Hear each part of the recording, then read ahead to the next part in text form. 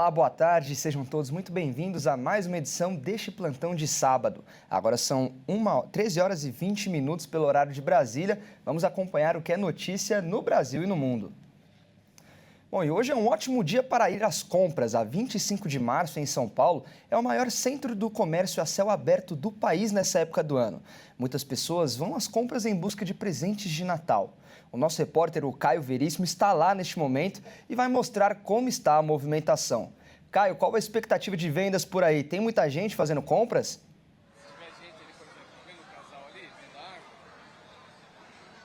Calma aí, rapidão. A gente teve um pequeno problema técnico com o Caio. Daqui a pouquinho a gente volta a falar com ele. Vamos continuar com o nosso giro de notícias. Agora nós vamos seguir aqui o nosso giro. O Natal ele segue como a data mais importante para o varejo brasileiro e a expectativa é de forte movimentação no comércio deste fim de ano.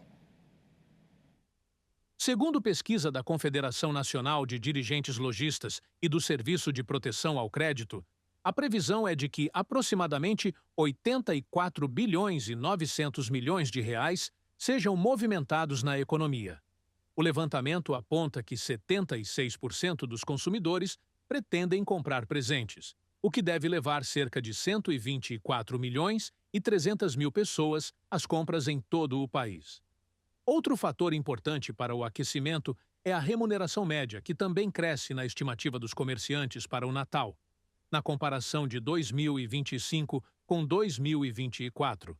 Segundo a pesquisa da Confederação Nacional do Comércio, a remuneração média deve alcançar para R$ 1.983,54, valor 7,4% maior do que o registrado nas vagas temporárias do ano anterior, 2,7% acima da inflação acumulada nos últimos 12 meses.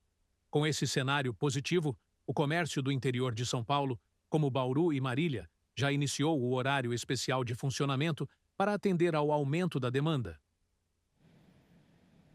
As compras para o fim de ano estão a todo vapor Brasil afora, movimentando a economia brasileira.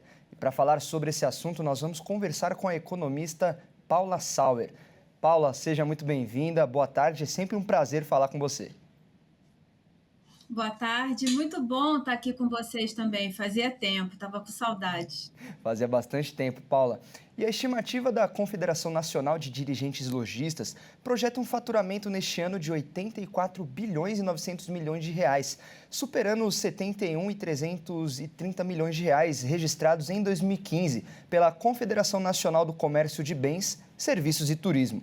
Diante disso, Paula, essa expectativa do comércio será confirmada para as vendas de fim de ano neste período?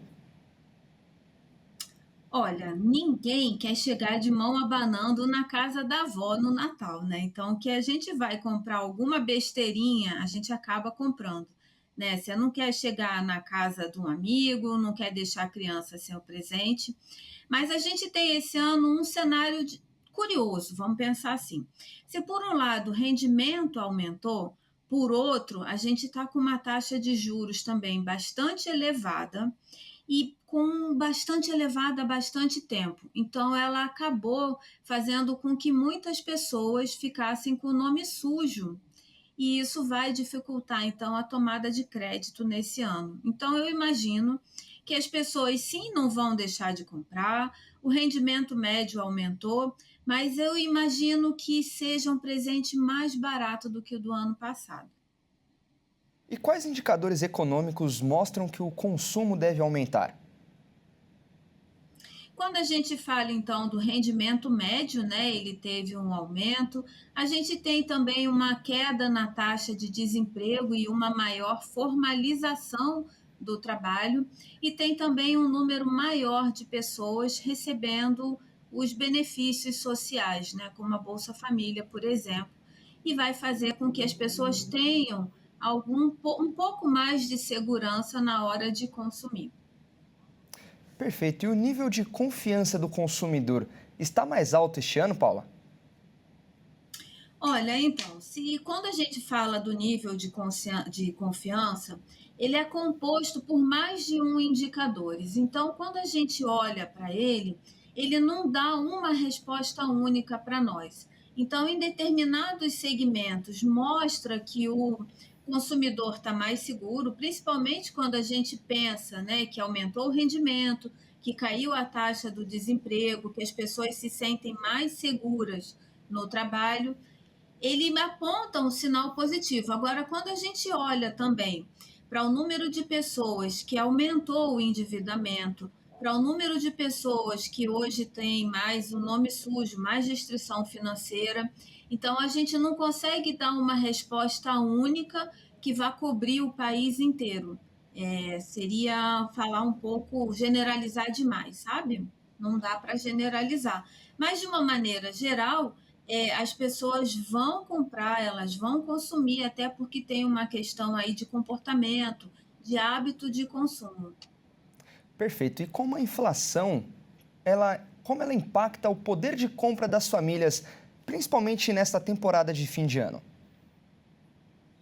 Então, quando a gente fala da inflação, é como se a gente tivesse ali um sóciozinho junto ali na nossa carteira, né? Então, a gente recebe o salário, recebe a nossa remuneração, mas ela já vem com uma mordida, aquele dinheiro vale menos do que ele valia antes. Então, ela tem um impacto, sim, na remuneração das pessoas, mas a grande novidade, a grande notícia, acho que a notícia boa que a gente tem para dar, é que a inflação, de alguma maneira, ela está mais contida. Ela ainda está fora do núcleo da inflação, da meta estabelecida pelo Banco Central, mas ela vem pouco a pouco caindo. Isso é um sinal bom, é um sinal positivo de que lá na frente o Banco Central começa então a diminuir a taxa de juros, favorecendo quem compra parcelado, favorecendo a indústria, favorecendo quem trabalha com bens, né, de valor agregado mais alto. Então, tem indicadores aí positivos pela frente. Correto. E o comércio eletrônico ele vem crescendo cada vez mais. Na sua opinião, você acha que ele vai crescer ainda mais neste fim de ano? Olha, eu acho que sim. E vamos imaginar, você ia mostrar aí a 25 de março, deve estar um formigueiro, deve estar lotado. Então, tem muitas pessoas que vão preferir fazer as compras online do que enfrentar. Eu adoro ir na 25, eu acho uma delícia ir lá. Mas eu tenho a impressão de que, como agora as pessoas fazem as compras pelo Pix, a questão do frete está um pouco mais regularizada, a logística, a entrega, tudo isso melhorou em relação ao que era no início e vai fazer sim com que cada vez mais pessoas comprem online. Até para não gastar com estacionamento, né? Vai lá para comprar uma coisa, compra muito mais porque compra por impulso. Então, tenho sim a impressão de que o comércio eletrônico vai faturar cada vez mais. Muito importante se você falar e das compras online, é outro setor que também vem crescendo cada vez mais. E, além disso, o pagamento do 13º salário é determinante para aquecer as vendas nesse período do ano? Olha, sem dúvida nenhuma, isso aí é um perigo danado, né? Porque quando a gente recebe o 13º, a gente tem uma sensação de que é um dinheiro diferente. A gente lida com ele como se fosse um prêmio. A gente esquece que esse dinheiro a gente suou tanto quanto a gente suou para receber o salário e acaba utilizando, gastando o 13º salário com mais displicência. Então, eu gasto com mais coisas que me dão prazer, com besteirinha, coisa que eu não ia comprar, eu acabo comprando muitas vezes por impulso. E eu esqueço que no ano seguinte, que está logo ali, daqui a algumas semanas, vai chegar material escolar, vai chegar matrícula, vai chegar IPVA, IPTU. Então, muita calma, gente, nessa hora. Vamos usar o 13º com muita parcimônia, com muita sabedoria. Verdade, Paulo. É um dinheiro que pode ajudar muito, como você disse, daqui a algumas semanas, que já vai chegar 2026 e com esse novo ano, novas contas, novas responsabilidades. E por falar no 13º, quais são as suas dicas de como administrar essa remuneração a mais no fim de ano? Bom, acho que a primeira coisa que a gente tem a falar é assim: primeiro, não vai ter uma regra única para todo mundo, porque cada um está numa situação diferente. Então, para aquela pessoa que tem uma dívida, que ficou apertado, que teve que fazer um empréstimo, pega o 13º agora e usa ele para quitar essa dívida, para antecipar essa dívida, porque não vai ter investimento nenhum que vai te dar a remuneração que vai ser cobrada para você em um empréstimo. Então, se você está apertado, esteve apertado, precisou de um empréstimo, entrou o 13º, pá, usa ele para quitar a dívida. Se tem alguém aqui que está numa situação, está num 0 a 0, não está devendo, mas não está sobrando, de repente o 13º pode ser um excelente motivo para a gente começar a fazer uma reserva de emergência, para estruturar os nossos planos daqui para frente. E para aquele que fez tudo arrumadinho durante o ano, que separou o dinheiro já para pagar o IPTU, o IPVA, essa grana extra que entra agora pode sim ser um pouco mais usada para prazer, né? Porque afinal a vida não é só pagar boleto, e é isso que vale para todo mundo. O importante é a gente olhar com honestidade para o momento financeiro que a gente está vivendo. Exatamente, Paula. Sempre importante a gente viver dia após dia, mas também lembrar das nossas responsabilidades. Muito obrigado por essas dicas tão importantes, Paula. Eu que agradeço, queridos. Bom Natal, boas festas e logo ali a gente se encontra de novo. Tá certo. Boas festas para você também. Bom, vamos voltar ao centro de São Paulo, o maior centro de comércio a céu aberto aqui em São Paulo, a 25 de março, para falar com o repórter Caio Veríssimo, que está lá para mostrar a movimentação. Caio, nos ouve? Qual a expectativa de vendas por aí? Tem muita gente fazendo compras? Fala, Fernando, boa tarde a você, boa tarde a todos que estão nos acompanhando. Agora sim, agora a gente conseguiu contato aqui. Olha, realmente está muito movimentado. A expectativa de vendas aí é para bater recorde esse ano de 2025. A gente fez uma pesquisa rápida. Diariamente aqui na 25 de março, a média de gasto é de R$330 por dia, mas nos fins de semana agora deste ano, deste dezembro, a expectativa é que cada pessoa gaste aí mais de R$600. E olha só, a movimentação por aqui gira em torno de 500, 600 mil pessoas por dia. Neste final de semana e nos próximos fins de semana ainda deste fim de ano, a expectativa é de bater 1 milhão de pessoas circulando aqui pela 25 de março. Ou seja, é muita gente, a economia vai girar e bastante aqui nesse período. Eu vou pedir para o nosso câmera dar um giro aqui, mostrar para o nosso público como é que está a movimentação. Olha só, bastante gente vindo fazer aquela comprinha de fim de ano, Natal, Ano Novo, as festividades, né? Aquelas lembrancinhas para os parentes, enfim.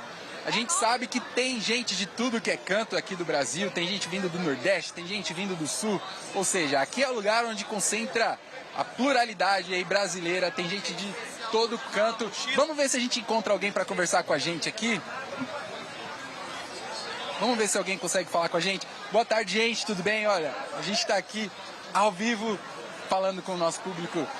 Conta pra gente a expectativa, fazer as compras pro fim de ano, Natal, como é que tá? Bastante. Vai comprar presente pra família toda? Esse ano para algumas pessoas, não dá pra comprar pra todo mundo. A senhora vem com frequência aqui na 25 de março. Hoje tá bem movimentado, né? Tá até um pouco difícil de andar, né? Tá bem movimentado. Obrigado, viu? É isso, Fernando. Olha, a movimentação aqui realmente tá muito alta. Pessoal saindo com sacola pra tudo que é canto, enfim. Bastante gente mesmo. Bom, a gente vai continuar por aqui, vai dar uma voltinha a mais para ver como é que tá a movimentação. E qualquer novidade a gente volta aqui para falar com você e com o nosso público, tá bom? Nós voltamos com você aí no estúdio. Tá certo, Caio. Muito obrigado pelas informações e trata de comprar o meu presente aí, hein? Muito obrigado.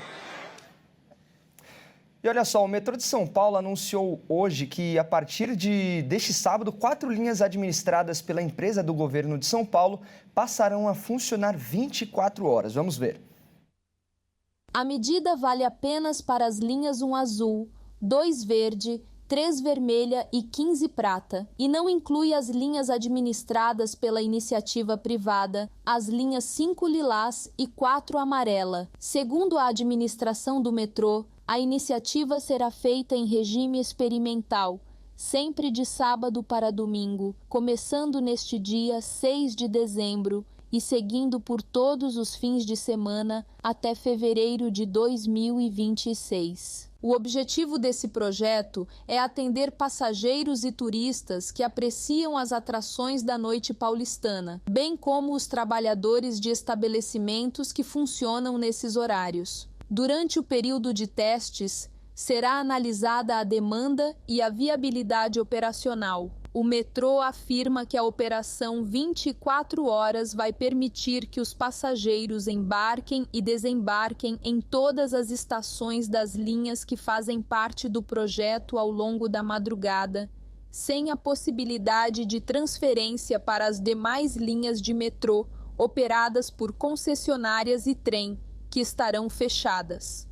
Os trens irão circular a madrugada toda, inclusive da meia-noite às 4h40, horário em que normalmente o serviço não funciona. Os intervalos serão entre 20 e 30 minutos, dependendo da necessidade. Após o teste, a oferta será avaliada e poderá ser redimensionada para atender a demanda do horário nos fins de semana seguintes. Neste período de funcionamento durante a madrugada, as bilheterias não funcionarão e o passageiro que não tem cartões bilhete único ou TOP poderá adquirir seus bilhetes pelas máquinas de autoatendimento.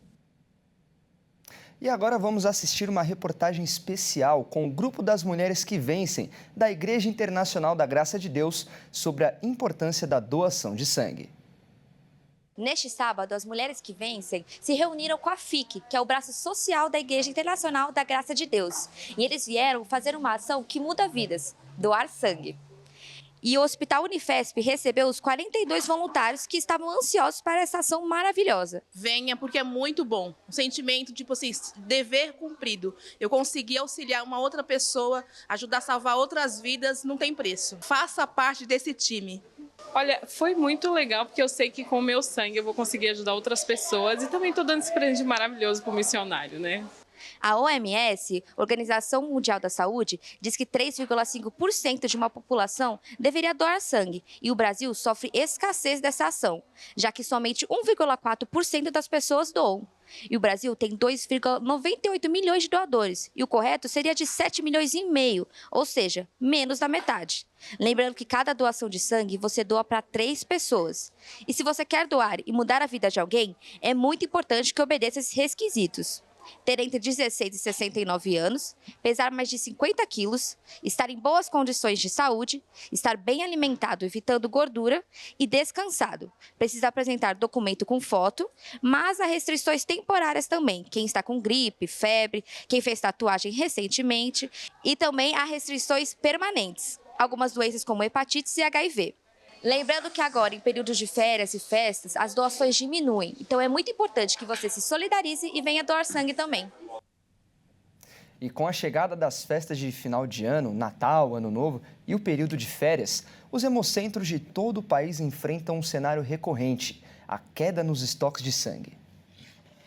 E para falar sobre este assunto, nós vamos conversar com 2 especialistas, a hematologista Tila Fatincani e o Rodrigo Varotti, que é coordenador de medicina. Sejam muito bem-vindos ao nosso jornal. Boa tarde. Boa tarde. Boa tarde, Fernando. Obrigado pela oportunidade de participar. Mandar um abraço para toda a audiência do Jornal Toda Hora. Tá certo, a gente que agradece. Vamos começar com a doutora Tila. Doutor, uma única doação pode salvar até 4 vidas. Menos de 2% da população brasileira doa sangue com regularidade. E no fim de ano é comum a gente ouvir que os estoques de sangue caem. O que explica essa situação? Sim, tudo isso que você levantou é verdade. Cerca de 10% dos pacientes internados acabam recebendo sangue e menos de 2% da população doa. E a gente vê que a conta não bate. A gente acaba vivendo com a corda no pescoço no banco de sangue, né? E chega no fim de ano, muita gente sai de férias, acaba mudando a rotina e esquece de vir doar sangue. E a gente continua tendo as rotinas dos pacientes em tratamento oncológico, das cirurgias eletivas, e a gente acaba tendo uma época com mais acidentes em estradas, mais pessoas estão de férias, acabam bebendo ou só estão passeando mais e a gente tem bastante acidente esse período. Então acaba usando mais sangue. E o número de acidentes de trânsito, ele realmente aumenta nas festividades, nesse período de fim de ano? Isso impacta diretamente na demanda por sangue? Aumenta no carnaval, no ano novo, Natal, acaba aumentando o número de acidentes de trânsito, sim.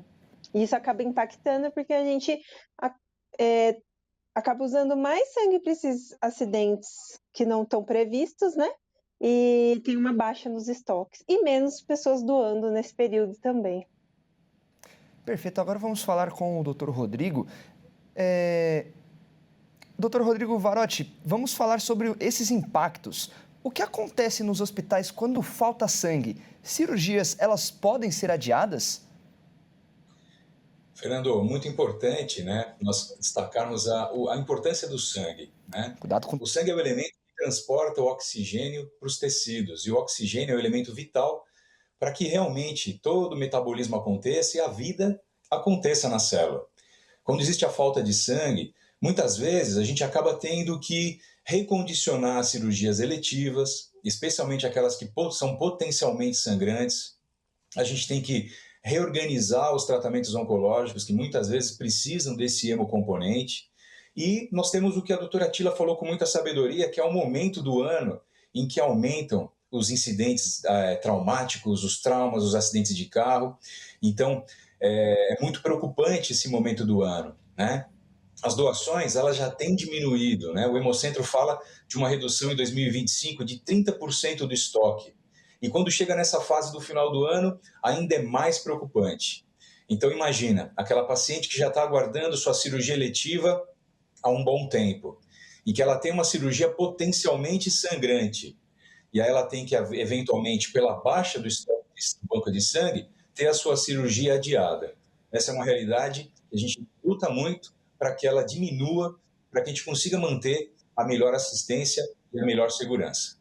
Correto. E quais são os riscos para pacientes crônicos quando os estoques estão baixos?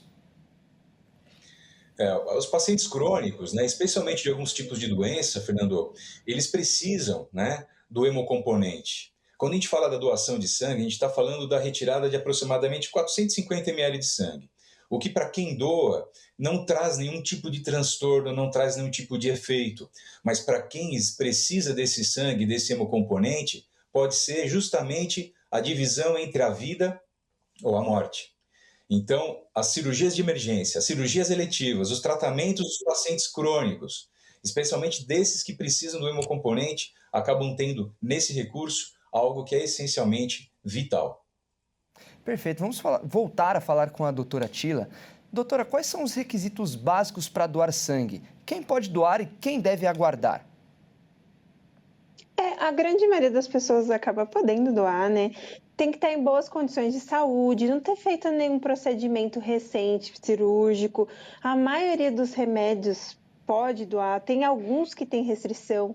Como é uma lista grande de peculiaridades, a gente sempre orienta, antes de vir doar, consulta o site do banco de sangue que você vai doar. Aqui na ProSangue a gente tem no nosso site www.prosangue.sp.gov.br a lista dos principais impeditivos, os principais motivos de recusa temporária. Então, a pessoa pode consultar para não perder tempo, não ir à toa no banco de sangue. Mas, de forma geral, se tiver em boas condições de saúde, nenhum procedimento recente, nenhuma tatuagem nos últimos 6 meses, que são as coisas que mais impedem, a pessoa vai poder doar. E a gente recomenda que, se não achar alguma situação em particular no site, entre em contato com a gente sempre tem um médico que avalia e vai falar, eu estou tomando tal remédio, eu posso? A gente responde para a pessoa não perder tempo, né? Já se programar, a gente fala, você pode ir daqui a tanto tempo. Então, a gente já orienta por telefone mesmo. O site tem muitas informações, mas a gente complementa por telefone quando necessário. Mas, de forma geral, se estiver bem de saúde, pode doar sangue. Perfeito. E agora vamos com o Rodrigo novamente. Doutor Rodrigo, os hemocentros, eles funcionam com horários especiais em alguns dias do final do ano? Sim, Fernando. Os hemocentros, eles fazem uma adaptação a essa necessidade especial, né? como dito anteriormente, né? Nós precisamos do sangue e especialmente com o pensamento de que uma simples doação pode ajudar diversas pessoas, diferentes pessoas, porque desse sangue é extraído componentes distintos, o concentrado de hemácias, o plasma, o crioprecipitado, as plaquetas, e isso é essencial, tanto para essa paciente que já tem necessidade do sangue por um tratamento já crônico, quanto para quem precisa da cirurgia de emergência. Fernando, é fato que para um futuro já existem muitos estudos que já estão estabelecendo protocolos para o manejo do sangue nos pacientes e que a gente vai até ter a expectativa de mudar as necessidades. Mas para o dia de hoje, sangue é vida. Tá certo. E doutora Atila, por que o sangue ele tem validade curta? Quais são os componentes que vencem mais rápido? Na verdade, as validades são diferentes para cada componente, por motivos biológicos de cada parte do sangue mesmo, né? A gente tem, quando a gente fala vai transfundir o sangue, a gente principalmente se pensa no concentrado de hemácias, né? E aí ele tem uma validade um pouquinho maior, 35 a 42 dias, dependendo do anticoagulante e o conservante da bolsa. Mas 35 dias geralmente é a média dos bancos de sangue e ele tem essa validade. Agora, já a plaqueta é um problema, que a plaqueta é uma parte do sangue que vai cuidar da coagulação. E ela tem uma validade só de 5 dias. Então, é bem mais complicado, a gente acaba precisando, tanto que em muitos lugares, aqui na PraSangue, a gente faz a coleta só da plaqueta também. Então, às vezes, um doador que tem uma veia boa, que tem um perfil adequado, a gente convida a doar plaqueta por aféres, que a gente consegue retirar só a plaqueta. Então, cada componente vai ter um jeito. O plasma já vai um armazenamento diferente, ele fica congelado, então já é 24 meses, dependendo da temperatura de congelamento, então vai mudando isso. Como é variável, vai depender do que a gente está precisando mais. Mas quando a gente fala o sangue, a gente fala em 35 dias, dependendo. Só que eu vou te falar que é muito difícil vencer um sangue, a gente acaba usando muito antes do vencimento e precisando de mais, né? Então, é difícil a gente perder um sangue por vencimento. Tá certo. Vamos falar com o Rodrigo agora sobre essa cultura da doação de sangue. Rodrigo, essa cultura ela ainda é fraca aqui no Brasil? O que pode ser feito para melhorar? Olha, Fernando, a gente tem uma realidade que é muito comum das pessoas que têm, em algum momento da vida, algum parente, alguma pessoa próxima que precisa de sangue. E a necessidade, muitas vezes, de que as pessoas se unam para que consigam ter a coleta necessária para a sobrevida dessa pessoa, né? Então, essa sensibilidade, a sensibilidade do servir, a sensibilidade, a empatia de se colocar no lugar do próximo, é algo que a gente tem que nutrir, que a gente tem que trabalhar realmente no sentimento da população toda. Porque a doação dela, como dito anteriormente, pode salvar várias pessoas, pode permitir que uma cirurgia não seja suspensa, pode trazer sobrevida para alguém que sofreu um grave acidente. Então, essa mensagem de que todos nós nos unamos, né, para que nesse momento do ano, e que a gente está olhando para as festas, e que a gente está olhando para todo o propósito envolto do Natal, do Ano Novo, que seja mais uma motivação, para que todos estejam unidos e que a gente consiga dar para a doutora Atila, lá no banco de sangue, um recurso muito melhor. E para todos nós, lá no dia a dia, no hospital, nas cirurgias, que a gente consiga dar tranquilidade para o tratamento dos nossos pacientes. Perfeito. E, doutora Atila, o Hemocentro está realizando campanhas específicas para o fim de ano? Sim, nós temos... Foi há pouco tempo, né, a Semana do Doador de Sangue, a gente teve várias campanhas quanto a isso, porque essa é uma época que já vai caindo os estoques. E agora no Natal a gente sempre tem campanhas com lembrete de Natal, né, que é Natal, é uma época de se conscientizar, de fazer um bem altruísta, doação de sangue é uma boa ação altruísta, que vai salvar vidas, um ato tão simples que tem uma repercussão assim muito grande na vida de quem recebe, né? Então a gente sempre tem essas campanhas nesses momentos de mais escassez do banco de sangue, para lembrar as pessoas da época, de doar, do sentido de ajudar. Perfeito. A gente acabou de conversar aí com a hematologista Tila Fatincani e também com o Rodrigo Varotti, que é coordenador de medicina. Eu agradeço muito aos dois pelas dicas tão importantes aqui para o nosso público nessa edição do Jornal de Sábado. Obrigada. Obrigado pela oportunidade. Boas festas a todos. Obrigado. Boas festas a todos também. Grande abraço. Bom, e agora é hora de falar de esportes aqui no nosso jornal. E quem vai trazer as informações é o Victor Jesus. Victor, boa tarde, seja muito bem-vindo ao Plantão de Sábado. E olha só, os grupos para a Copa do Mundo já estão definidos, né? E essa é a primeira edição de Copa do Mundo com as 48 seleções. Como ficou cada grupo? Exatamente, Fernando. O Brasil saiu no grupo C de campeão.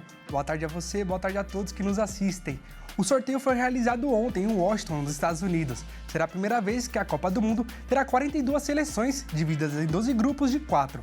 Mas o torneio ainda não está completo, já que outras virão de 2 repescagens, sendo 16 seleções disputando 4 vagas na Europa e outras 6 equipes em diferentes continentes, duelando por outras 2 vagas, para assim fechar os 48 países.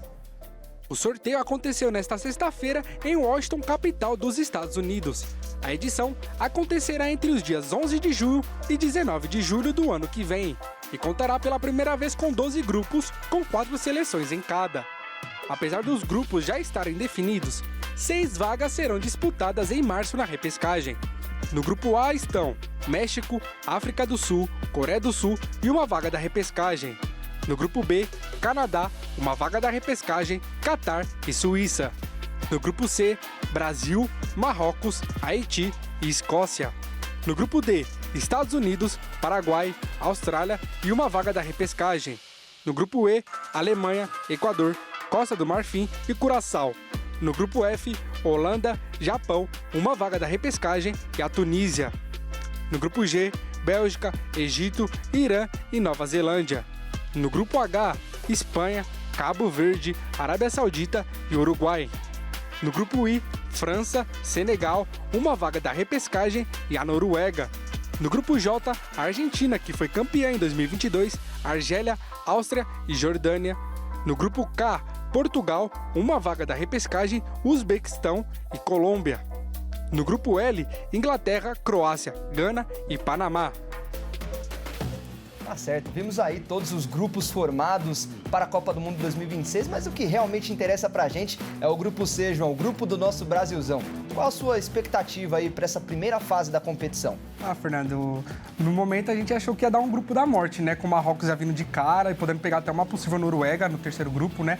Mas acho que os 9 pontos o Brasil consegue fazer. O Marrocos é um adversário mais difícil, mas ainda assim os 9 pontos, a primeira colocação, acredito que o Brasil consegue se sair melhor nisso aí.